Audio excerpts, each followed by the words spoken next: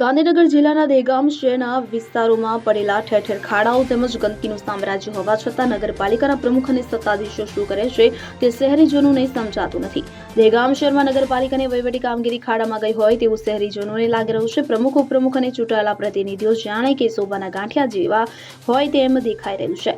શાક માર્કેટમાં દરરોજના સંખ્યા લોકોની અવરજવર હોવા છતાં ઠેર ઠેર ગંદુ પાણી ભરાઈ રહે છે અને તેનો કોઈ નિકાલ આવતો નથી. પૂર્ણિમાના ઢાળ નીચે મોટો પાણીનો ખાડો ભરાય છે, તેનો નિકાલ કરવામાં આવતો નથી. તેમજ શહેરની કેટલીક સોસાયટીમાં ગંદકીના ઢગલા કચરાનો નિકાલ પણ કરવામાં આવતો નથી. તેથી શહેરીજનોના આરોગ્ય સાથે ચેડા થઈ રહ્યા છે. તેમ છતાં નગરપાલિકાના સત્તાધીશો જાણે કે કુંભકર્ણની નિંદ્રા મારતા હોય તેવું દેખાઈ રહ્યું છે.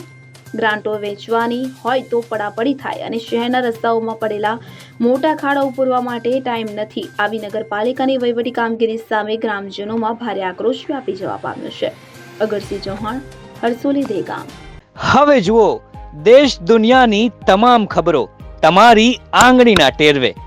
ઉઠાવો મોબાઈલ અને ગૂગલ પ્લે સ્ટોર પરથી ડાઉનલોડ કરો અમારી CN24 ન્યૂઝ મોબાઈલ એપ.